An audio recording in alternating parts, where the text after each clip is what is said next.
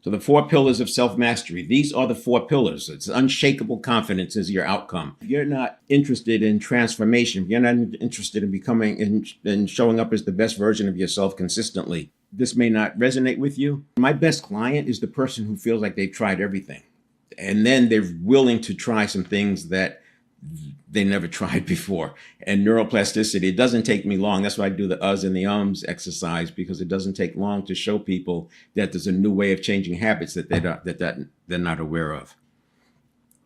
So you have the 4 pillars here, the fundamentals. These are fundamentals and levers. These are the tools that we have to set the stage for our 30,000 stimulus reaction cycles we have a day. You see, I have behind me the 7-step reset. 7-step reset is my framework to work through those 30,000 cycles per day so that we're in control. We have agency as opposed to being at the effect. We're at the cause. The next one is habit mastery. I go to habit mastery second, even though you can't really master habits until you master state, but you can make some pretty significant gains. And I needed to have people understand that we can change habits. Like I said, for years, emotional intelligence told us that you can't change. The habits can't change. People believe that. I believed it for a while. Now neuroplasticity shows us how to do it, but no one sent out the memo. So people still are walking around believing what they learned from emotional intelligence, that you can't change. I'm here to tell you that you can. I'm going to show you how to do it. I'll give you an example, and I'll explain to you why it doesn't work when people don't do certain things, what those certain things are, and also why it seems so hard. But when you understand it and then reverse engineer, it's not difficult. It's scary sometimes because people have been running away from things for their whole life, thinking that they have something wrong with them or that they're not capable of doing something, imposter syndrome, whatever it was. They are fearful about stepping into that space. So it's kind of scary, but we have to do that. But it doesn't require special courage. It doesn't require having beliefs. It does require letting go of limiting beliefs, but let's jump in. The third one is state mastery, because in order for you to build a path of least resistance, you have to have a period of time where you're not continually going into fight or flight.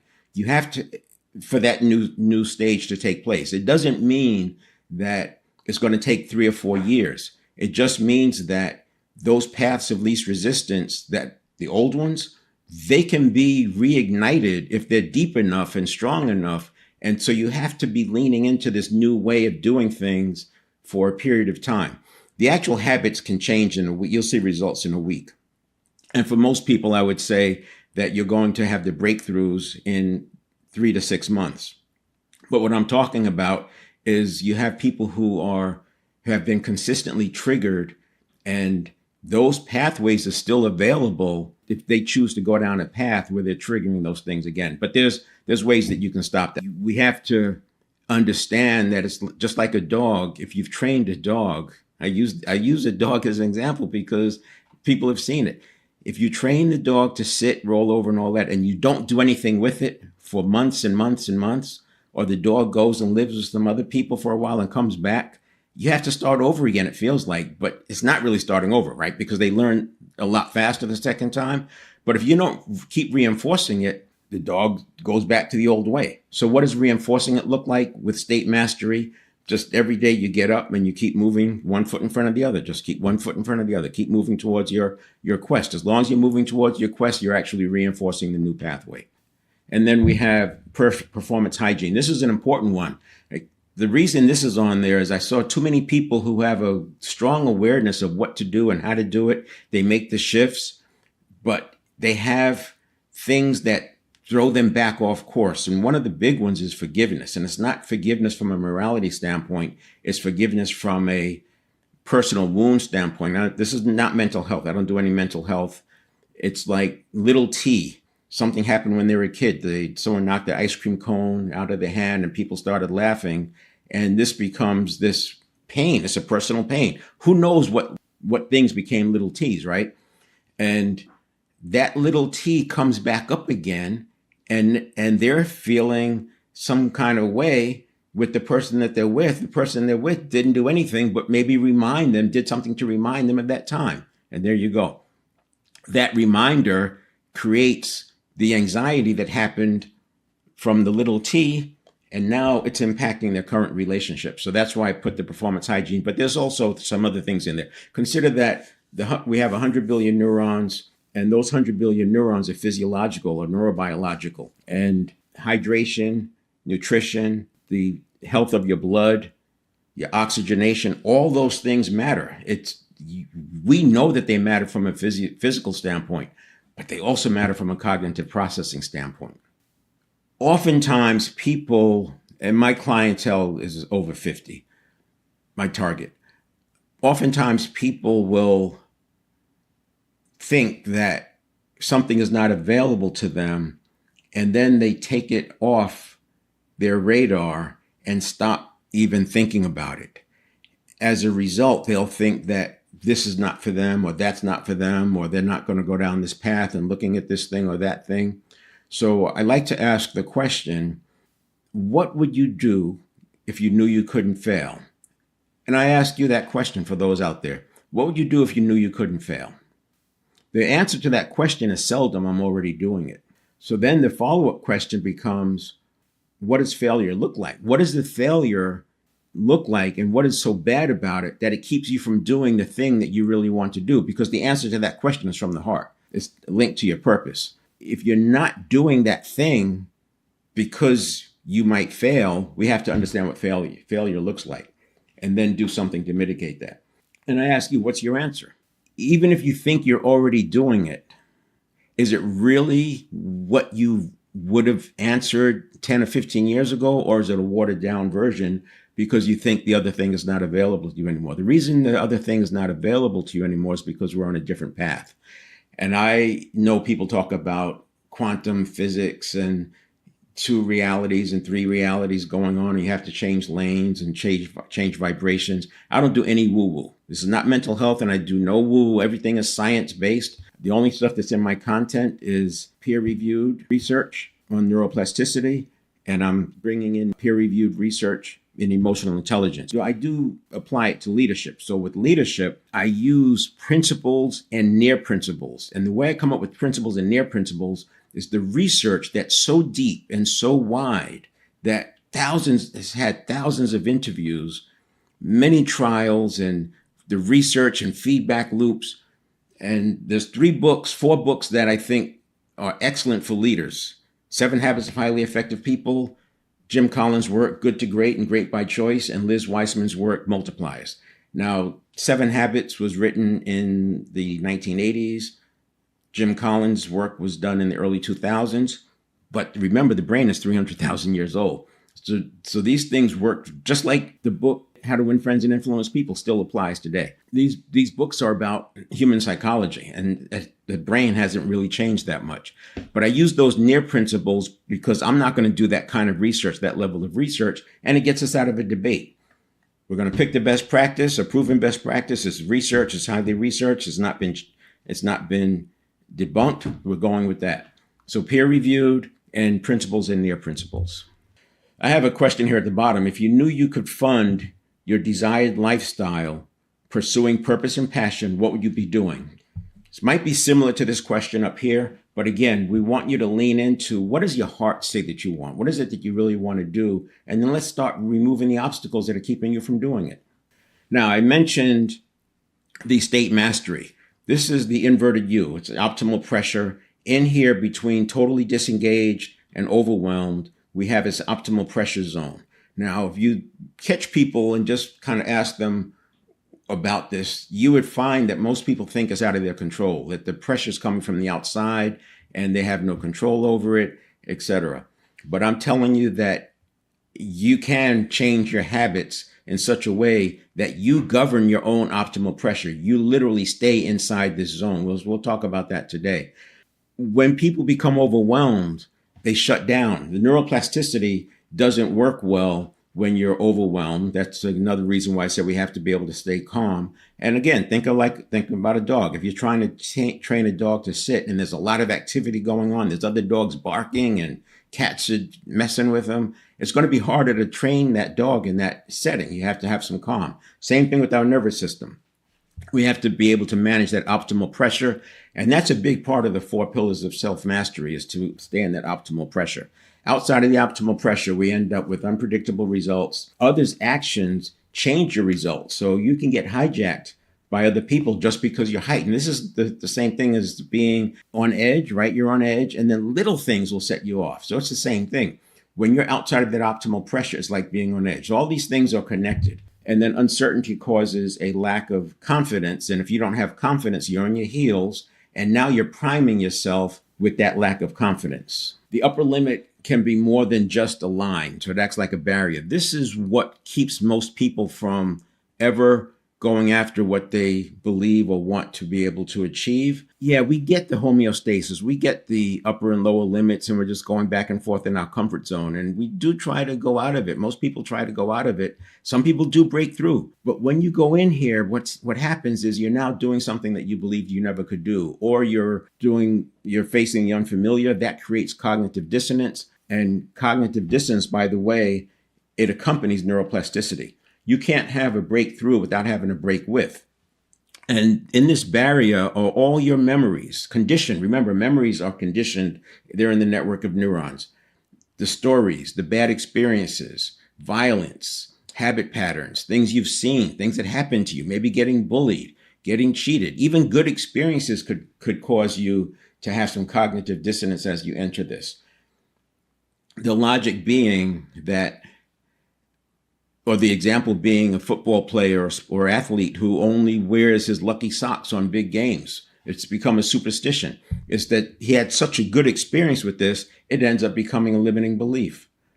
And then we have resistance factors, keep you in place, empowerment catalysts, enable breakthrough, cognitive dissonance is neuroplasticity in action.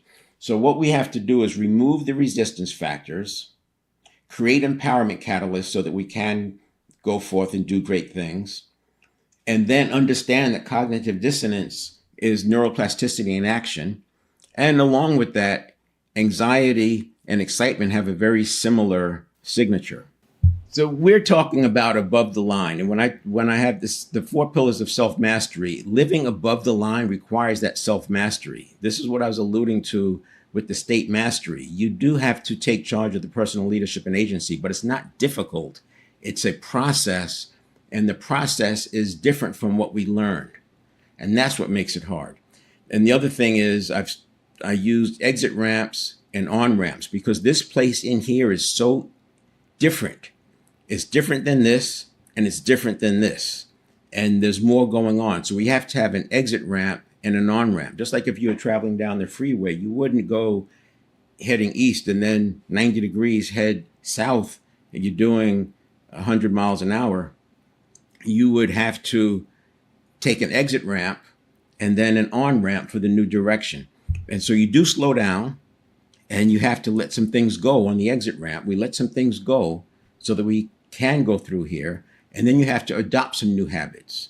And we'll talk about that. We want to go from this to this. This self-mastery takes us into above the line. I call it the allostatic corridor. There's your exit ramp. There's your on-ramp. And then you have the allostatic corridor. Allostasis is a cousin to homeostasis. Homeostasis is stability at the status quo. So you have homeostasis and comfort zone right there. And then allostasis is stability on an upward trajectory. The best example of allostasis is the thru hiker. A thru hiker will start out 90-day hike doing 7, 8, 9 miles a day. By the end of that hike, 3,000 miles later, 90 days later, they're doing 30 miles a day, sometimes 10 days in a row. They don't really look different.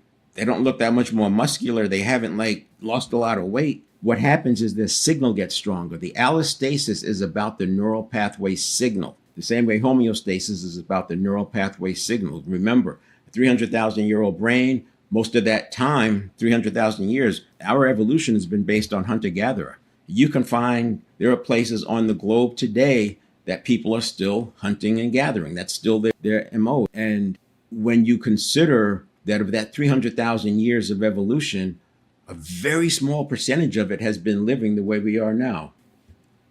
So the allostasis, through hiking is applied to physical activity, but it also applies to cognitive processing. That's the big breakthrough, is that neuroplasticity was known to apply to physical activity. Now we know that it applies to cognitive processing as well. The first pillar, fundamentals of cognitive performance. The subconscious is not a mind, but a network of neurons that form paths of least resistance. So a path of least resistance is a habit. I just heard a great metaphor. It's like a forest, that when you're walking through the forest, you take the paths that are already, shown, right? And if people don't walk on there a lot, you end up with, it gets overgrown. Or maybe somebody starts a new path. The tree falls down and somebody starts a new path. There's a new path of least resistance. Instead of climbing over several trees, you have this new path. And if you break the trees, or cut the trees out, that other path will reform. So that's sort of like how the neural pathways are. The path of least resistance is where the habit is. You can change your identity, you can regulate your emotions in real time, and you can eliminate reactivity. 3 different kinds of habits.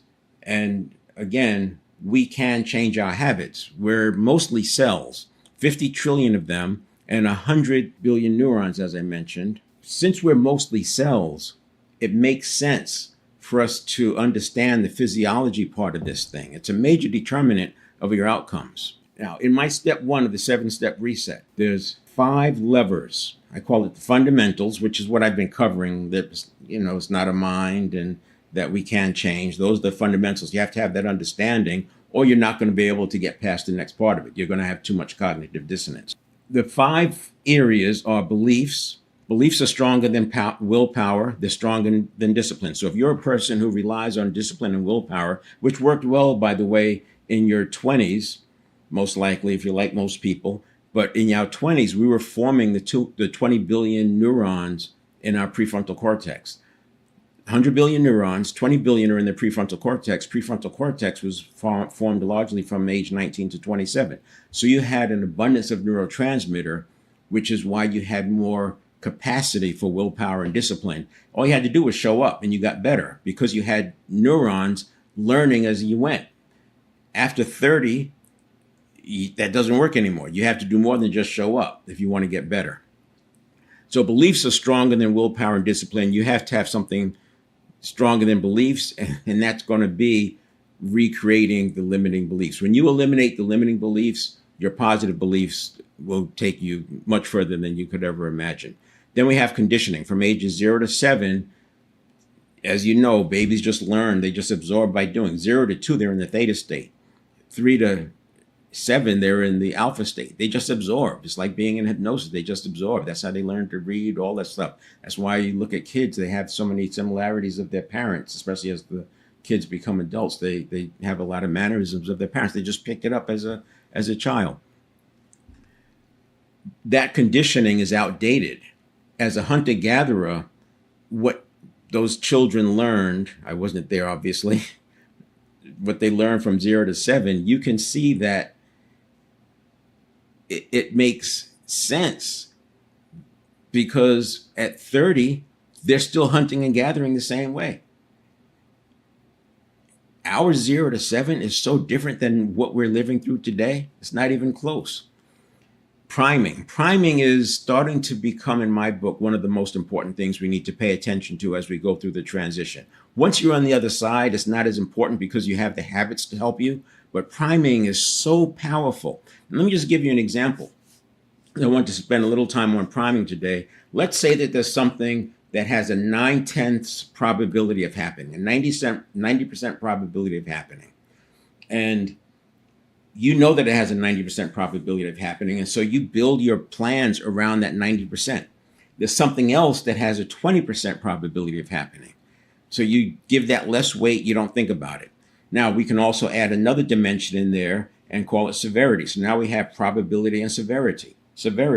Now, let's say that the 90% probability also has a high severity. So call it low, medium, high, and has a high severity impact. On the other hand, you have the 20% probability, and it has a low severity. So you have a low probability and a low severity. What priming can do, a person can prime you to focus on that version B, the low probability, low severity, and consume your consciousness with it to where you start making decisions as though that thing is imminent. This is how powerful priming is. It doesn't matter which one is stronger, which one is a better fact, which one is more proven. What matters is which one comes in first. To prevent that from happening, one of the things you can do is prime yourself every morning. Now, I know a lot of people, especially when it comes to business folks and leaders, they're not interested in meditating, and you don't have to do that. But I would say you owe it to yourself, you owe it to your future self to at least take 5 minutes, if not 10, to prime yourself for that day. Now, how do you prime yourself? Start with breathing. Breath work is a powerful tool.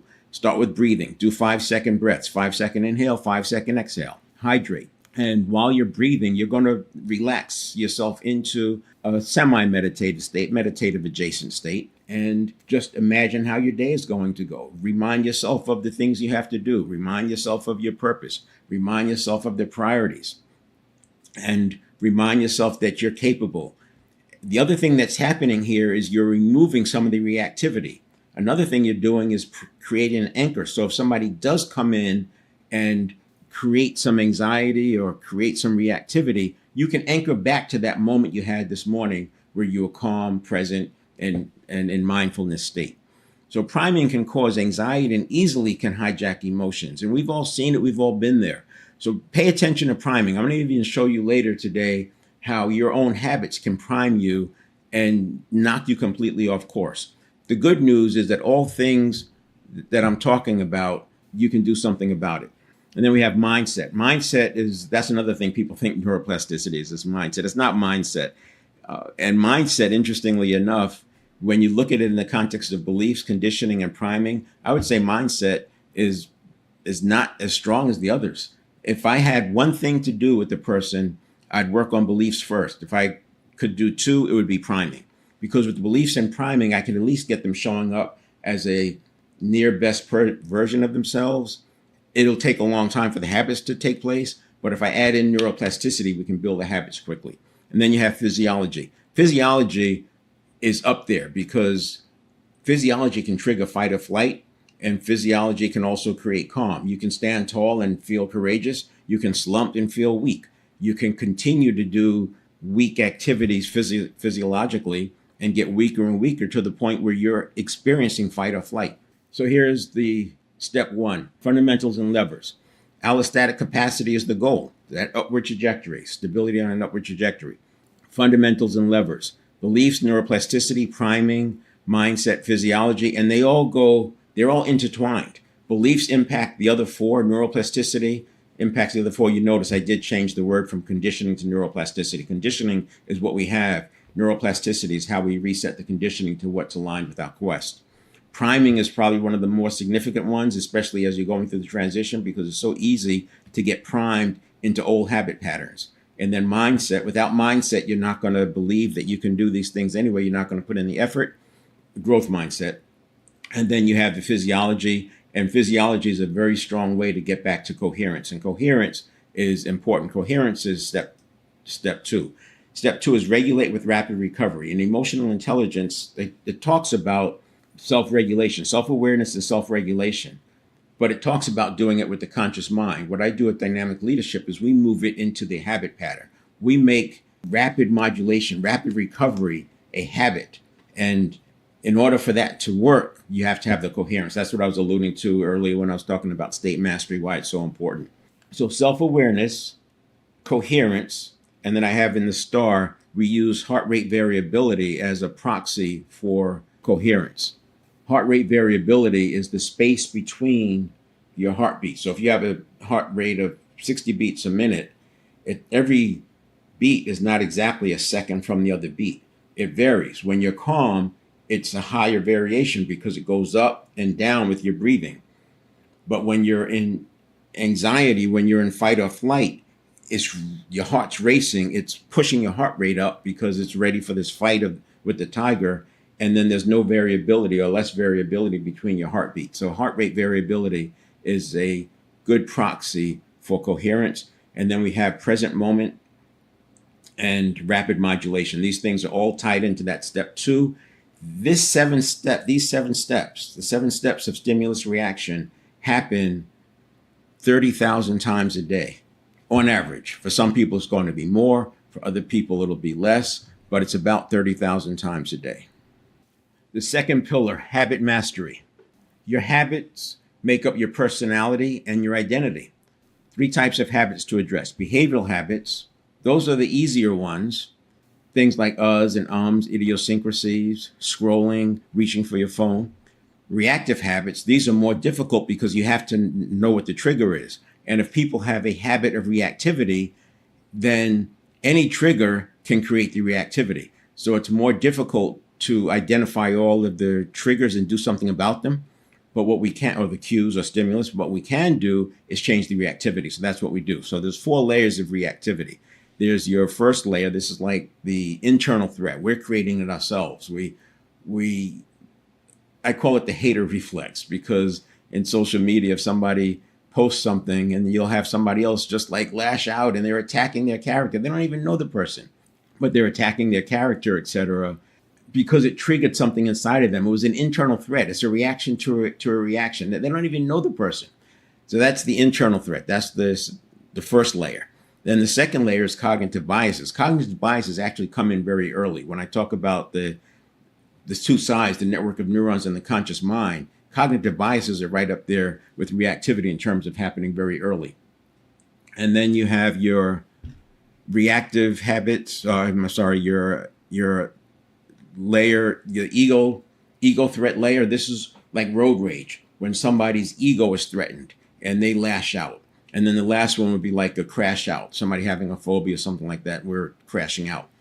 Identity habits are difficult to change because identity and personality, that's a construct. And people try to change their personality or their identity at the construct level. It doesn't work that way. You have to change it at the elements level.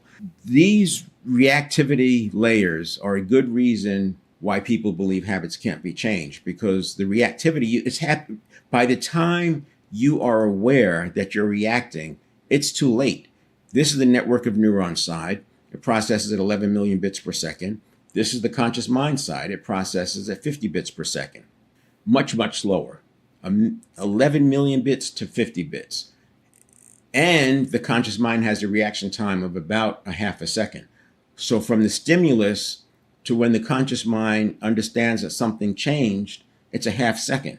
Meanwhile, the network of neurons has been processing millions of bits of information in that 500 milliseconds. That's why you feel like you're out of control. That's why you feel like there's nothing you can do about it, because you're so late relative to the 11 million bits or 5 million bits of information that's potentially processed by the time you're aware of it. This depicts it right here. The earlier you can make a change, the greater the impact and the lower the effort. The longer you wait, lower the impact and the higher the effort. This is the first half second. This is the second half second. And then I have a pre-stimulus. The network of neurons is pre-listening. It's always predicting. The brain is always predicting what's going to happen. You go into a meeting and you see certain people and you say, oh, what's going to happen in this meeting today? So-and-so's here. Another time you go in and you see somebody, this is going to be a great meeting. So-and-so's here.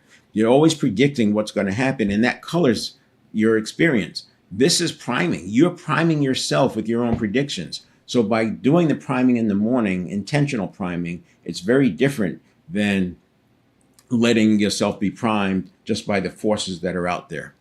And then this here is the space between the network of neurons and the conscious mind.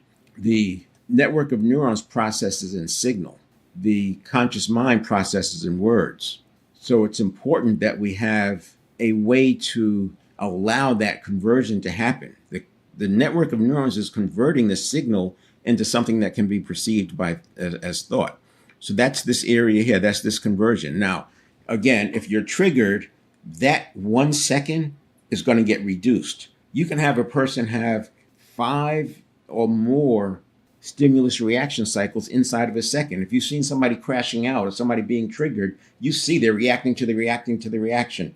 They're not ever even paying attention to the external. You can speak to them, but they're reacting inside. It's like you're in 2 different conversations. Now here's we'll start talking about the habit. I mentioned that our habits can prime ourselves.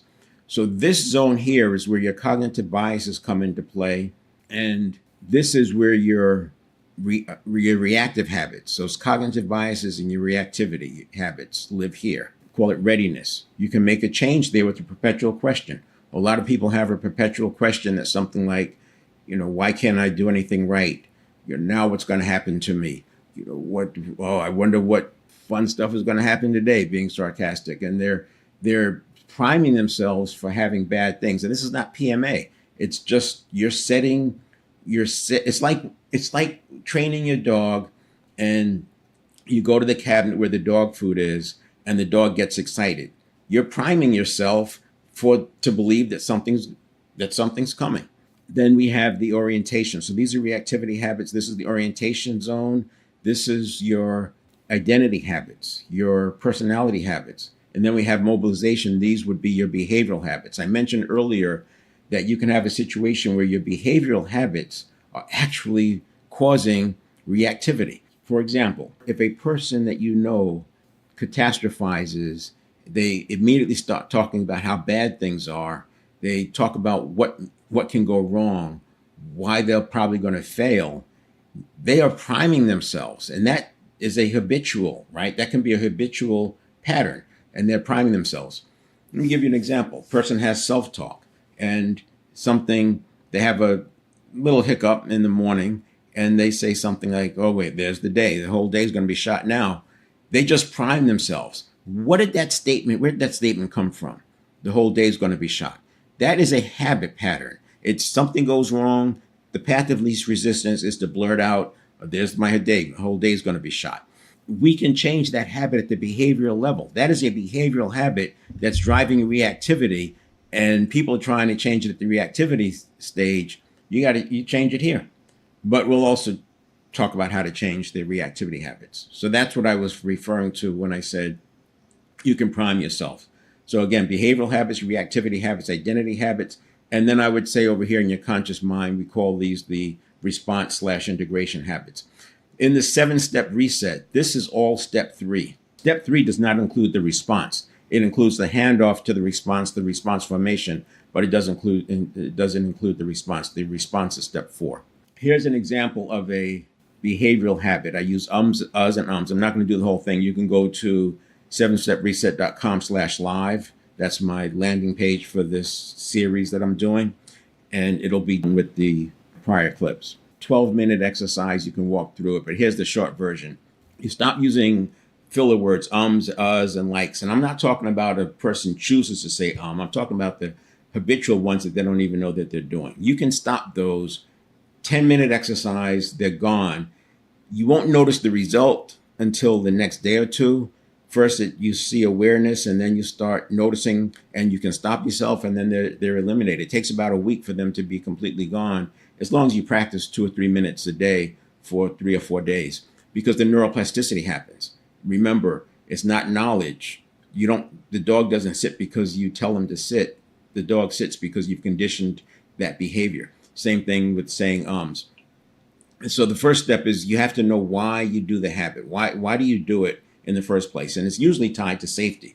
Most things you could tie back with the hunter-gatherer, that we do them for safety. Usually the reason why people do it is because as a kid, when they were asked a question in school, they looked up and the teacher said the answer's not on the ceiling. That was kind of embarrassing for them. And they started saying because it holds the teacher at bay while they come up with the answer. And you do come up with the answer because the network of neurons is doing the searching. What people don't realize is that verbalizing that actually slows down the process. It slows down the network of neurons because it's processing noise now instead of just looking for the answers. You're better off having a silent pause. Why do you want to change it? If you don't have a reason to change it, it's going to be harder for you to change that habit. I'd rather see you work on something that you do want to do, because at least you're going to have the stick-to-itiveness. And it doesn't take a lot of stick-to-itiveness. You just have to care enough to let me say it this way. These processes show you the door. They open the door. You still have to walk through. If you don't have enough desire to walk through, then you won't have the change. If it's not because the processes don't work, it's just because it's not important to you at the time. And then we intentionally add a pause. So if you think about what we've done, we first had to come up with why we do it, and that creates some cognitive dissonance. So we teach the silent pause. Intentionally add a pause. You can do a narrative and just intentionally add the pause. Then you leverage the pause. You create emphasis. So now it's not just a pause. We're creating some emphasis. We're creating some emotion for the words that follow. We're thinking about how do we want to convey this emotion. And then we do a new commentary. So these three here, this poor example of deep practice is very shallow. It's not deep practice, it's shallow. But uhs and ums are so simple. That's why I can do it in a 10-minute exercise. And the reason why we do it 3 times, the same reason why you tell a dog to sit multiple times. You tell them to stay multiple times, because you have to reinforce that habit pattern. And then we do a picture swap. So this is like when the person's training the dog and you put the hand up, stay, stay. What you're doing is a picture of you getting ready to say and you swap it out immediately with the picture of your goal, something having to do with that why. Why are you wanting to do it? Again, I'm not giving you the whole thing here, but it'll be on that website that I just showed you, 7stepreset.com/live. Look down underneath the main area, and you'll see the clips from past talks. And then you practice daily. So the first thing that's going to happen, like it takes neuroplasticity a day or two to start taking place, because the neural pathways are literally realigning. My synapses is moving from unused pathways to help the new pathway. And this happens overnight primarily. It happens during the day too, but when you're sleeping, it's much stronger. So the awareness happens first, and then you'll be able to do the redirect, and pretty soon you'll be eliminating. In less than a week, the uhs and ums can be gone. So here's your 7 stages of what I'm depicting here, is to show where this work lives. Neuroplasticity, the reason I have such big claims with it is because we're changing things here, but you're not changing them consciously, you're changing them with habits. You're making new habit patterns, so it happens automatically. This side is too fast to deal with consciously, but you can create habits that are using that same system. This is where emotional intelligence largely lives, in the regulations in the conscious mind side. By the time emotional intelligence is doing regulation, compared to what we're talking about with neuroplasticity, that's like corrective action. So regulation is an umbrella. It starts with prevention, then it has your modulation, which is in the middle, and then it has your regulation. In generally speaking, regulation is cleanup and corrective action. We make this a habit. Now, this one is not a habit. Structural boundaries, you're just creating a boundary. I'm not talking about passive-aggressive boundaries. I'm talking about healthy boundaries. So you have your boundaries. If you're not there, it's not going to happen to you. And then we have your preemptive priming. This is like the changing the perpetual question. This is like priming yourself in the morning. You're preempting a lot of noise and nonsense by priming yourself and then living into that priming. This is why people say, don't pick up your phone, don't do this, don't do that. A lot of these rituals. I'm all about rituals, but I also acknowledge that rituals should be different. It depends on what season you're in. If you're creating and innovating, this is a different kind of ritual. If you're in operational mode, grinding it out, widgets in, widgets out, different set of rituals. If you're in a transformation, going through what we're talking about with the self-mastery, a different set of rituals, because you're going to have to prime yourself more, and you're going to have to do more to keep yourself in a high coherent state. And then we have your dynamic interception. So we train this. This is way beyond the scope of today, but we literally retrain your subconscious, your network of neurons. So instead of being biased towards threat, it's biased towards neutral and positive. And that makes a big difference, because you have fewer threat signals coming across here. Instead of spiraling, because every other thing is a potential threat, you go from 80% potential threat to maybe 10 or 20% potential threat. And then we have dynamic modulation. So the interception is a reset of the trajectory while it's starting. Remember, low effort, high impact. Then we have dynamic modulation. This is catching it as we go. If you drive a car and you've used anti-lock brakes or you've used the traction control, that's like dynamic modulation. It's fixed, it's adjusting on the fly. So if you're in a slide or the car's getting ready to slide, the traction control is, some of them cut the power, some of them add brakes, some of them do both, but it's keeping the tire on that edge of maximum traction so that you don't slide. But if you look at it through a microscope, you'll see the car is doing a lot of micro slides. That's modulation. That's what we're doing over here. We're using modulation, micro rapid recovery, but we're making it a habit. We don't wait for the conscious mind to become aware that something happened. We are proactively setting habits. So the first sign that something is off, it does a rapid recovery. We'll go back to this other slide. So in here, this is the trajectory is being set. We can arrest it in here. Readiness. You won't know consciously what happened, but you'll know that something shifted inside. And when that shift comes in, create a habit. We create a habit in advance. So you immediately take a breath, or in this case, this is very early on. You may have to just focus on something else, quickly shift your attention to something else. Over here, we have an automatic breath, automatic breathing to reset. And consider that this is happening in less than a half second. If you take a 4-second breath and then exhale slowly through your nose, you've already used up 5 or 6 seconds. So that by itself is going to slow you down. So in other words, instead of waiting for you to feel the anxiety and consciously decide to breathe, we make it a habit. And here's some of the breathing. The breath work for modulating, anchoring, and rapid recovery.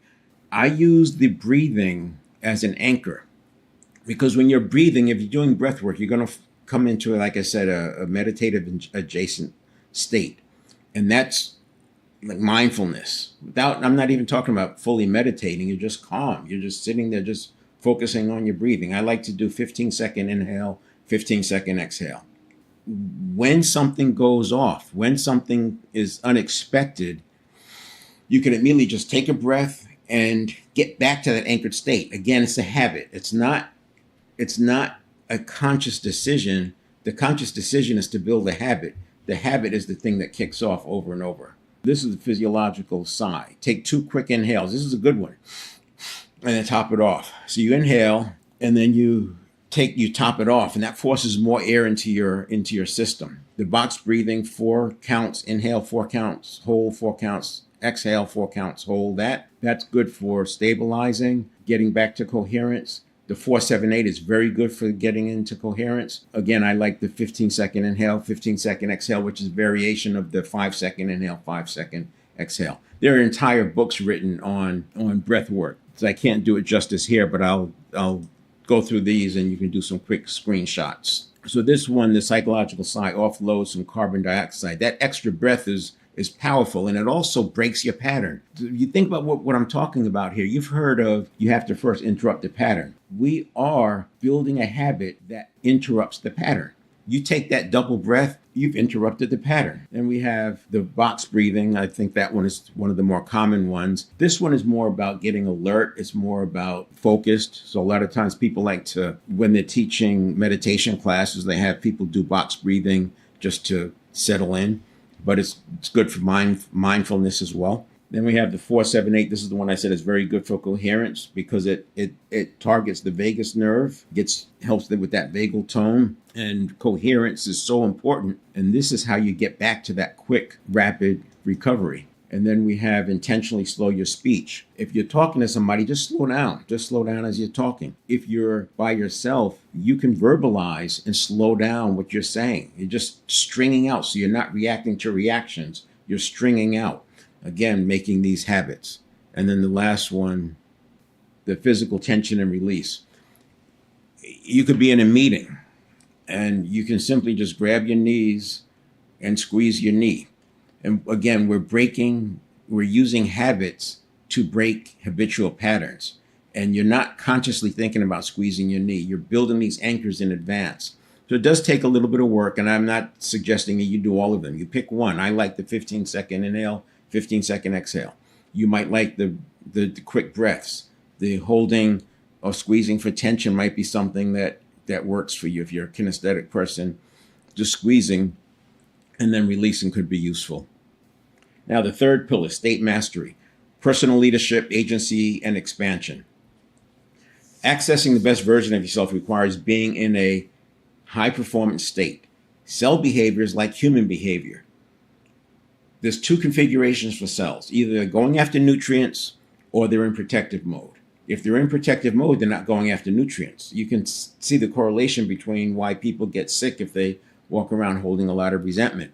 But for us, if we're stressed, we're in fight or flight, we're not able to pursue growth. We get that cognitive narrowing. People who've been in combat and experienced firefights, they know this. We call it the red mist. You get that cognitive narrowing. This is the fight or flight. You're ready to fight this tiger. Life is fractal. So what's true for cells is usually and oftentimes true for the self. Your internal environment is the external environment of cells. Our external environment is the internal environment of our organizations. We want to make sure the organizations are non-toxic. We want to make sure the organizations are healthy for the people who are in them so that we don't create this anxiety and fight or flight. You can't perform at your best if you're stressed. And hence that's why I brought up the pressure curve earlier. To put a picture with it, I used the 5 levels of personal leadership. In the middle is stabilized. This is where people, generally speaking, are attempting to stay. But if you're trying to stay and stabilize, you're often going to drop down into destabilized. Above stabilized, we have agency, and above that, we have expansion.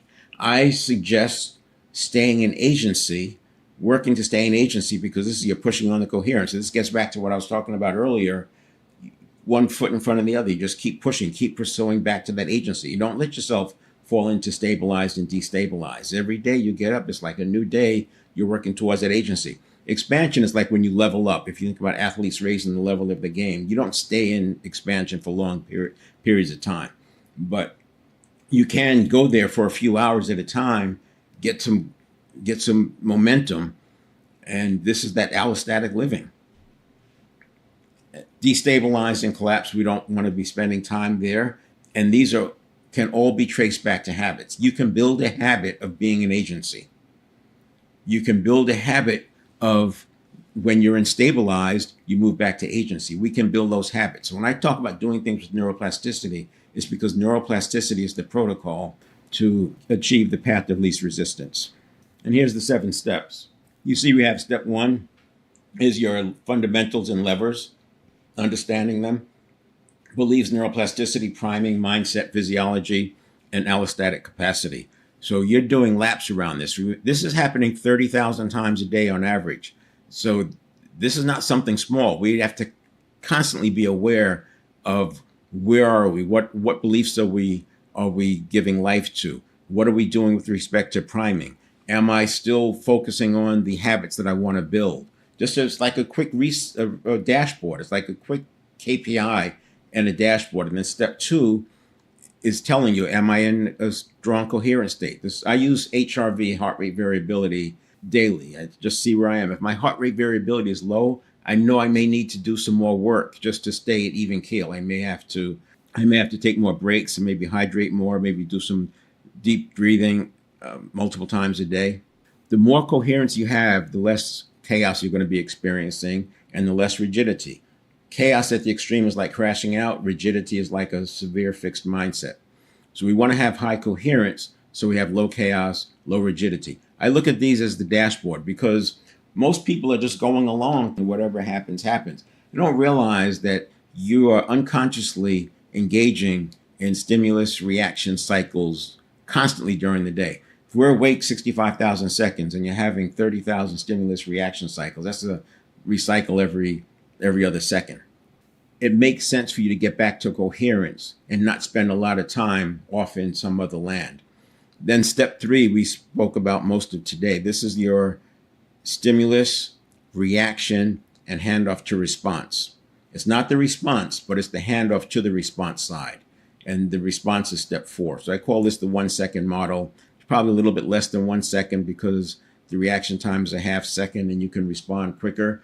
But if you agree that there should be a pause, now you see why we talk about it separately. Because once you have the suggested handoff from the network of neurons to the conscious mind side, you have to decide, is that the response you're going to have? And if you're in an operational environment where every day is pretty much the same as yesterday, it probably works to have the response the same as your reaction. But if you're in transformation world, everything is new. Every day is new. It's a new frontier. You can't be relying on past reactions. Those aren't going to work. Step 4 is response. And then I have step 5 is an intervention if needed. So the step 4 is your response, but it's also a check-in. Am I emotionally agitated? If I'm emotionally agitated, I need to modulate my emotions before I act. Step 6 is the action step. Do it, delay it, delegate it, discard it. But again, we want to modulate our emotions so we're back to even keel before we take action. We don't want to be taking action in a hijacked state. And then we have step 7. This is mindfulness. Step 7 is mindfulness.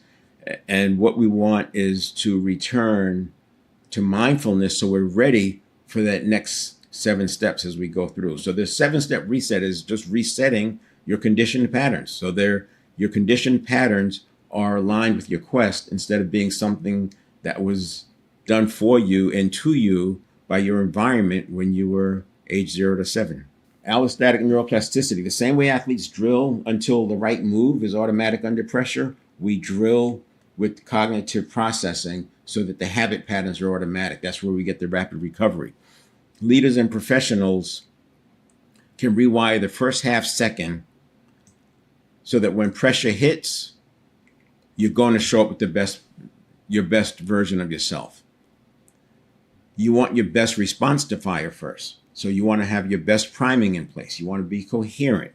You want to modulate your emotions if you get a little bit anxious. You don't want the old defaults kicking in. And the way you prevent them from kicking in is not by suppressing them. It's from having new paths of least resistance, which you decide intentionally based on your quest. We don't need to add new skills. We need to install stability. Once you install the stability, your energy, momentum, effort that you put in is going to take you further. Or I should say farther. And then we have your making the reset a habit. Step 1, step 2, then 3, 4, 5, 6 is just, whatever. That's life. You're just dealing with life. 3, 4, 5, 6. 3 is thrown at you or created by you. Then 4, 5, and 6. 3, 4, 5, 6. But you come back to return to mindfulness. 7, 1, 2. That's your job with agency. 7, 1, 2. 7, 1, 2. If you make this a habit, 7, 1, 2, you're going to be living more days in agency than you would otherwise.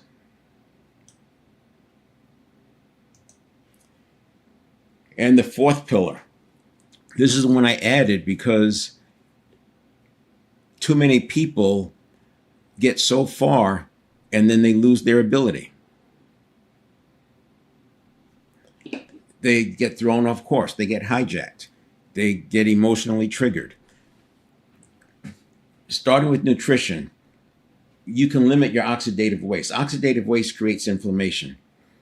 If you look up medical content, it'll tell you that your body maintains your blood at a specific pH, something like 7.35. Don't quote me on that, but it's a balance between alkaline and acidity. And if you look up alkaline diet, it will say it reduces your acidity. But then the medical industry says that alkaline diet doesn't help with the balance. Well, that's true and not true. Because the body's going to get to that 7.35 no matter what, you can have a high alkaline diet or a high acidic diet, you're still going to be at 7.35. What's in the gap is that the acidic diet or the toxic diet is going to create more oxidative waste. Oxidative waste creates more inflammation, and that's going to cause more toxins that the body has to process. So it becomes this exponential event. And then the body has to do things like creating cholesterol to protect the arteries from the toxins, etc. So while alkaline diet is not going to change the pH of your blood, an alkaline diet will result in less oxidative waste. With exercise, lymphatic fluid. The lymphatic fluid doesn't have a pump, so you have to be moving for it to move, and the lymphatic fluid is how you cleanse the blood. Same with hydration, oxygen. You breathe deep to cleanse your blood. So we want to have clean blood. Hydration. Speaking of blood, the brain gets its nutrients and oxygen from the blood. If you're dehydrated, that blood is thick, and thick blood travels slowly, starving the brain for oxygen and nutrients. That throws the brain into fight or flight. And now you have fight or flight, and it's not even from some external stimulus. It's just because you're not drinking enough water. You can do a little experiment. Try it for yourself. When you wake up tomorrow, instead of going for the coffee right away, just right off the bat, drink a half a liter of water at least, preferably a liter. You can put the bottle right next to your bedside and immediately just drink as much of that liter as you can right away. You'll notice your brain fog lifts. The brain fog lifts because you're thinning your blood, and it thins that quickly, and now it's getting nutrients to the brain. So just do that experiment yourself. Give yourself 5 minutes, 10 minutes. I like to hydrate while I'm doing my breathing. Give yourself 5 or 10 minutes, and you'll notice that you don't feel like you need the coffee. Drink the coffee anyway if you want, but you'll find this is just an experiment to show you how quickly the brain improves its cognitive function just from drinking water. So yeah, hydration is good for physiological. It's also very good for cognitive processing. Now here's the big one, forgiveness. Close doors to random triggers. And I talk about the little T. I used the example already of the ice cream cone getting knocked out of someone's hand. But if you consider most of our issues that cause anxiety have to do with other people, relationships are very important. In an earlier slide, I had up the 7 performance areas: mental, physical, spiritual, emotional was in the middle, and then relationship, professional, and financial. The first 3, mental, physical, spiritual, are in our control. The last ones, emotional, is in the middle. Relationships, professional, financial, involve other people, and relationships is the first one that involves other people. And since that little T, if we have any of that, it's probably involved other people. Interactions with other people can send us back into that little T, or that anxiety, or that stress. So we have to reconcile that early on. These are 100% in our control, and nobody would disagree with that. By the way, spiritual is not the spiritual realm, it's your higher self.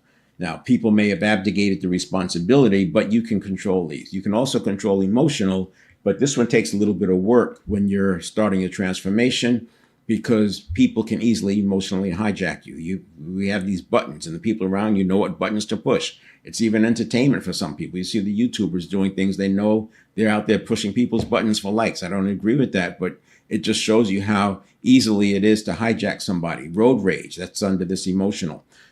And if you don't get a handle on the emotional in the part that we can control, you're kind of cooked when it comes to interacting with other people. So we run laps around these areas to get very good at it using the step 1, making sure that we're doing step 1 and 2 well, so that we're doing this well and we're staying in control. Then we're going to be better at managing our relationships. And then the exercise. So this gets back to the lymphatic fluid. But when you do all-out intervals, think about sprinting. And I like sprinting, but it also requires a lot of recovery, and it's easy to get hurt. So just be aware of that. But you can do footwork drills. You can do bounding exercises. You can do hiking. You're not going to have the 7 to 15 second intervals with that, but you can do bursts. Hiking is actually a very good all-around exercise. But the reason why 7 to 15 seconds is it's all-out effort for 7 to 15 seconds. It improves the mitochondria, improves testosterone for men, estrogen for women after menopause. It reduces inflammation. It improves your brain-derived neurotropic factor, BDNF. It improves AMPK, your metabolic, your use of energy, how you access energy from your metabolism, and even your proprioception, where you place your limbs, because you're forcing the body to create more neurotransmitter when you're doing this, strengthening the signal. When I use the example of the through hiker, I said they don't look different after a 90-day hike, yet they're doing 30 miles a day, sometimes 10 days in a row. It's that the signal is stronger, and that's what this all-out intervals, this is what they do. They strengthen your signal. And to take it a step further, the 7 factors of allostatic increase: it's intention, novelty, precision, balance or complexity, progression, intensity or explosiveness, and then struggle at the edge of ability. This is just like video games. If you think about it, all these 7 are right there in video games, and there's a reason why people play video games for hours and hours on end. But when you apply all of these in whatever activities you're doing, whatever you're doing exercise, if you can apply 7 of these ideally, but at least 6, you're going to be generating more neurotransmitter, and that's going to be helping you with the allostasis, getting into that allostatic state. And here's your performance hygiene. There's 8 steps. So you can do a screenshot. There's your step 1, identify and isolate. Step 2 is access the anchor. Step immediately into a meditative adjacent or high coherent state using rapid mindfulness techniques. And then you want to deconstruct what was going on. What is the reason for it? Deconstruct it, because it's like leaning into it and getting some distance between you and the emotion so that you can process this. It also helps to have the emotional modulation. Don't suppress it. Use emotional modulation to locate it in the body. Locate it. Where is it? It's in my chest. It's in my gut, whatever. Label it. You can go back to the emotional modulation. One of the 8 uncomfortable emotions. Is it disappointment, helplessness, embarrassment, vulnerability, sadness, shame, or anger or frustration? Once you label it, you're able to get a handle on it. And then we have the next 4. Extract the lesson. What am I supposed to learn from it? So locate, label, learn. That's part of the emotional modulation as well. Reframe the perspective. Consider the pressures, wounds, or context of the other person. Hurt people. So it may not have had anything to do with you at all. Just like I was talking about the hater reflex. These people lash out at folks on social media. They don't even know who they are, but it's because it triggered some hurt in themselves. So understand that they may have something going on. Now, when I talk about forgiveness, again, it's not morality, it's performance hygiene. And I'm not suggesting you expose yourself to more hurt. Just because you forgive the person doesn't mean you're going to see them again, doesn't mean you have to go, hug and all that stuff. You may choose to always have the boundary that you're not interacting with that person anymore. That's fine. I'm just saying, don't walk around with the resentment. There's too many people who are ill because they've carried the resentment for so many years of their life. And then shift through their eyes. This is real powerful. You can even do this on a small scale if you're having a disagreement with somebody. Imagine yourself walking around and looking at yourself over their shoulder. You'd be surprised at what you see. Sometimes you're so animated, you're so angry, you're acting out, and you recognize, wow, I'm the one who's causing a big part of that. No wonder they were agitated. Look at my expression. It's really interesting. Sometimes I had people do that, and you see them jerk when they first see their surprises them how much negative energy they were putting into that interaction. And then you release them. You can say, hey, am I willing to be able to give this person a hug? Can I release it enough? Now, here's what I have found. When people are going through this process, it's often that neuroplasticity has to take place. They may have to do a few iterations. They might make a chip at it the first time, but the second day, I always just forget about it. The next day, do it again. Another chip. I also say start with some of the smaller ones. Get used to the forgiveness process. Make that a habit. But you may have to do 2 or 3 iterations because there's so much anger and so much resentment that it takes a while for the neuroplasticity to take place. Remember, I said it activates at night.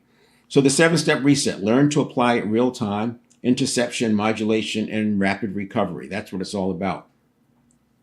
I use models and frameworks to simplify the work because the conscious mind communicates in words and the network of neurons communicates or processes a signal. Then we have identify high impact resistance factors, activate new habits with neuroplasticity, and create a roadmap for execution. That's what I do in the 7-step reset. We can take everything I talked about today and personalize it. We do a personalized 7-step reset where we do this with you based on your quest. Now, if you don't have some quest or purpose, I would suggest wait until you have that because we're going to build a blueprint towards it. And you don't want to just do hypotheticals. We want to really build a real blueprint. And then we're going to also build a on-ramp for that blueprint. And that's what you walk away with. You walk away with a plan, a 7-step reset experience. You'll have access to models, frameworks, and architectures because I have a library. That library has well over 90 videos and blogs and articles in it. So you'll have access to that. And I'll pinpoint specific ones depending on what comes up in our session. But the first part 1 is a blueprint, 60 to 90 minutes, design your outcome, explore and deepen your why, create an actionable blueprint, and then you have access to the library, I said. If you feel like this is not for you, just say so and you'll get your money back, $99, you'll get it back. I don't want to keep your money if it's not going to work for you. But if it does, then we do the on-ramp. Of course, you lose the access to the library, but you'll keep the blueprint. And then the next time we meet, preferably within a day or more, and then within a week, we'll do the on-ramp. We'll build the on-ramp so you can start working yourself out of that homeostasis, out of that zone, and start your trajectory. The rest of it is DIY. That's what the self-mastery is. You'll have access to the library for 90 days. That'll help you with the DIY. Or you can do a full coaching session, and that will come out of this. So that is it. You can visit 7stepreset.com/reset to get that special price. 2 sessions, 60 to 90 minutes each. We personalize your own 7-step reset, work on your own reactivity habits, identity habits, and behavioral habits. We're not going to fix them all at that time, but we'll take care of the major ones so you can start on your journey. All right. So I'll do this again next week at 10 o'clock. And I'm going to expand it to more emotional intelligence and neuroplasticity, to combine those two. And then the third pillar would be self-mastery. So we're using the best practices of emotional intelligence, which is peer-reviewed. We're using neuroplasticity, which is peer-reviewed, to turn that into habit patterns. And then we use self-mastery to step into that future life that you have in mind.